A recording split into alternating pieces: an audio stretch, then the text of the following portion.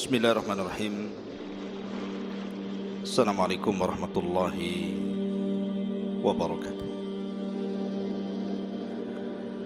Bihamdillahi wassalatu wassalamu ala rasulillah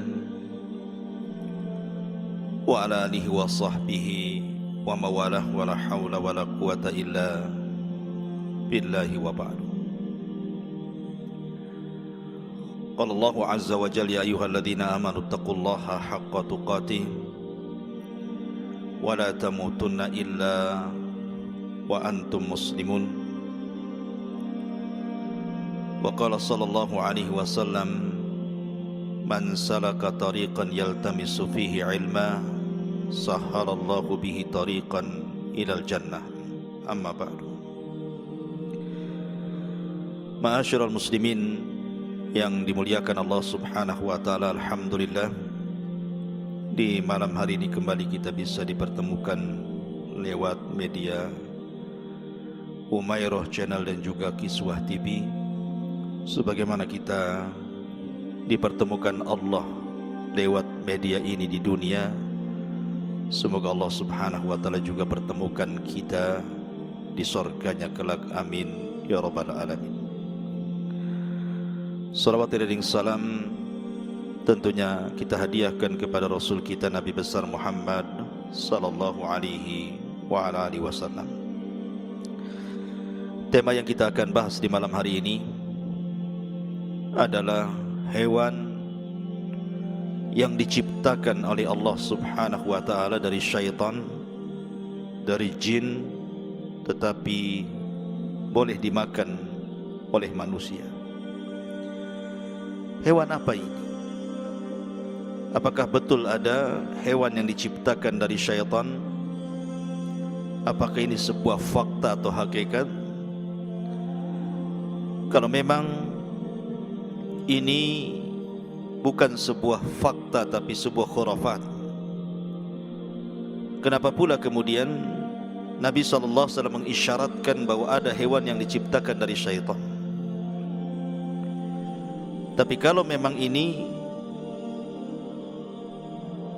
adalah tidak benar, lalu bagaimana menyikapi hadis Nabi SAW yang saya akan baca? Dan hewan apa yang dimaksud bahwa ada hewan tercipta dari syaitan ini? Dan bagaimana pandangan para ulama tentang hewan ini? Ma'asyiral muslimin yang dimuliakan Allah Azza wa Jalla, karena ada hadis dari sahabat Bara bin Azib radhiyallahu anhu. Qala, dia mengatakan, su'ilan Nabi sallallahu alaihi wasallam 'anis salati fi mabarikil ibili. Dari Bara bin Azib radhiyallahu anhu, Rasul bersabda atau ditanya tentang salat di tempat perehatan unta. Maka Rasul SAW mengatakan, la tusallu fi mabarikil ibil. Janganlah kalian salat di tempat perehatan unta. Kemudian Rasul mengatakan, fa innaha minasyayatin, karena unta itu dari syaitan. Dan dalam riwayat yang lain, karena unta itu khalaqahallahu minasyayatin, diciptakan Allah dari syaitan. Baik, bagaimana pandangan ulama? Karena ada yang mengatakan bahwa unta itu satu-satunya binatang dari sekian banyak binatang yang aneh sendiri, diciptakan dari syaitan. Adapun binatang-binatang yang lain tentu berdasarkan keumuman firman Allah Subhanahu wa taala tentang penciptaan manusia dan juga hewan sama dari air, maksudnya dari sperma, kecuali Adam memang asal penciptanya dari tanah. Ma'asyiral muslimin yang dimuliakan Allah Subhanahu wa taala, jumhur ulama, mayoritas para ulama mengatakan bahwa asal unta itu adalah asyayatin, dari syaitan. Maksudnya bahwa asal penciptaannya sebagaimana Adam asal penciptaannya dari tanah, maka unta pun asalnya dari jin atau dari api. Makanya karena ada yang mengatakan kenapa kemudian orang yang memakan daging unta itu harus berwudu, karena memiliki panas, dan sebagaimana setan juga panas. Makanya kalau seseorang marah maka disuruh berwudu, sebagaimana memakan daging unta pun disunahkan untuk berwudu. Di antara yang berpendapat seperti ini adalah Imam Syafi'i rahimahullahu ta'ala dalam kitabnya Tetapi sebagian para ulama mengatakan bahwa yang dimaksud kalimat Nabi SAW bahwa unta itu tercipta ataupun dia adalah bagian daripada syaitan, maksudnya unta itu memiliki tabiat-tabiat seperti syaitan. Jadi unta itu memiliki tabiat-tabiat dibandingkan hewan-hewan yang lainnya. Dia seperti syaitan. Dia mudah marah, pendendam. Kemudian kalau ada orang yang menyakitinya, dia tidak akan lupa dengan orang itu. Ya. Sama ketika Nabi SAW bicara tentang kalbul aswad, anjing hitam. Kenapa Rasul mengatakan anjing hitam itu dari syaitan? Karena anjing hitam ini berbeda tabiatnya dengan anjing-anjing yang berwarna lain.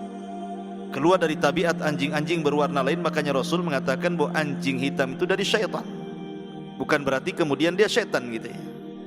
Sama kalau kita menyebut anak yang nakal sekali sampai orang tuanya menyebutnya anaknya setan. Nah, dia kan bukan setan, mungkin dia berbeda dengan anak-anak yang lain, dia melampau sekali dalam kenakalannya gitu ya. Jadi maksudnya di sini tabiatnya, bukan penciptanya dia dari syaitan.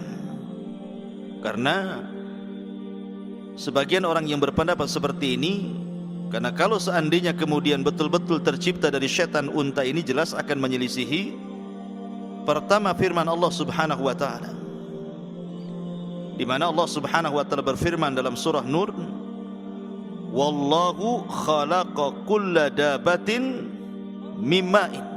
Dalam surah Nur, dan Allah menciptakan segala sesuatu dari dabah. Dabah itu artinya binatang melata yang merayap di perut bumi, adalah dari air. Maksudnya air di sini adalah air sperma gitu maksudnya. Kemudian juga orang yang menolak bahwa setan itu unta itu tercipta dari setan, karena tidak ada ceritanya setan melahirkan unta atau unta melahirkan setan. Sehingga tidak mungkin kemudian dikatakan unta itu lahir dari syaitan. Yang ketiga, karena mustahil kalau unta itu dari syaitan, kenapa Nabi SAW pernah solat di atas unta dan pernah menjadikan sutrah bagi Nabi SAW, bahkan pernah khutbah ketika haji dan umrah di atas unta. Bagaimana pula kemudian dia dari syaitan? Sementara kalau seseorang lewat di depan orang solat saja, kemudian kita disuruh menghalaunya, kalau dia memaksa maka kita boleh menyerang dia karena dia adalah syaitan gitu ya. Kenapa Nabi SAW kalau memang unta dari syaitan, kenapa pula solat menghadap unta gitu? Padahal kalau seandainya unta itu adalah syaitan, maka dari sini menunjukkan bahwa yang dimaksud unta itu dari syaitan artinya tabiatnya seperti tabiat syaitan. Dia berbeda dengan tabiat-tabiat binatang yang lainnya. Wallahu a'lam.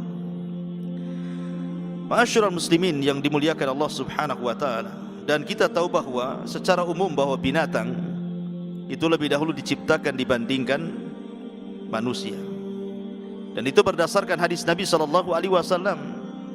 Khalaqallahu azza wa jal at-turbata yawma as-sabti wa khalaqa fiha al-jibala yawma al-ahadi wa khalaqa asy-syajara yawma al-itsnaini wa khalaqa al-maqruh yawma ats-tsulatsa wa khalaqa an-nur yawma al-arbi'a wa batha fiha ad-dawab yawma al-khamis wa khalaqa Adam alaihi salam ba'da al-'asri min yawmil jum'ah fi akhiril khalqi fi akhir sa'atin min sa'atil jum'ati fima bainal asri ila laili.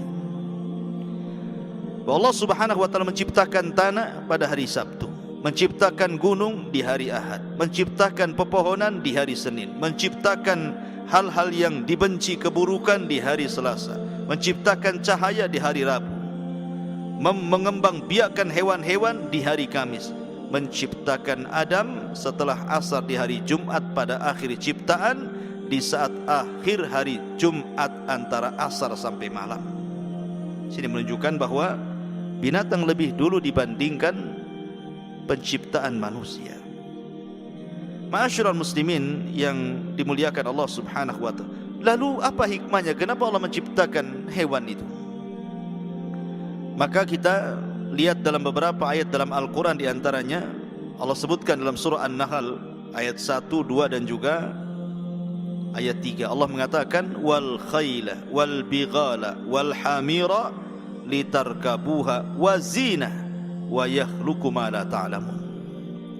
Dan Dia telah menciptakan kuda, bighal dan keledai agar kamu menungganginya dan menjadikannya perhiasan, dan Allah menciptakan apa yang kamu tidak ketahui. Artinya bahwa di antara faedah Allah menciptakan binatang itu supaya kita bisa menggunakannya untuk jadikan tunggangan, berjalan ke sana kemari. Dulu belum ada mobil, orang pakai kuda, pakai unta. Atau mungkin zina, perhiasan. Orang suka burung, ditempel, dikurung, dilihat warnanya, kemudian suaranya dan begitu seterusnya. Kemudian juga Allah mengatakan wal an'am khalaqaha lakum fiha dif'un wa manafi'un wa minha ta'kulun. Dan hewan ternak telah diciptakannya untuk kamu, padanya ada bulu yang bisa menghangatkan kamu. Dulu kulit binatang untuk jaket gitu ya, supaya hangat badan kita. Kemudian juga berbagai macam manfaat. Dan sebagiannya kamu makan, kita bisa makan dari binatang itu. Kemudian juga ayat yang lain wa huwallazi sakharal bahra litakulu minhu lahman tariyan wa tastakhriju minhu hilyah talbasunaha wa taral fulka mawakhira fihi wa litabtaghu min fadlihi wa la'allakum tashkurun.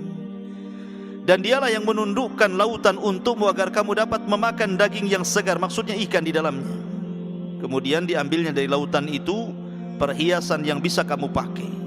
Kamu juga melihat perahu berlayar padanya, dan agar kamu mencari sebagian karunia-Nya, dan agar kamu bersyukur, dan banyak lagi manfaat dan faedah binatang itu diciptakan.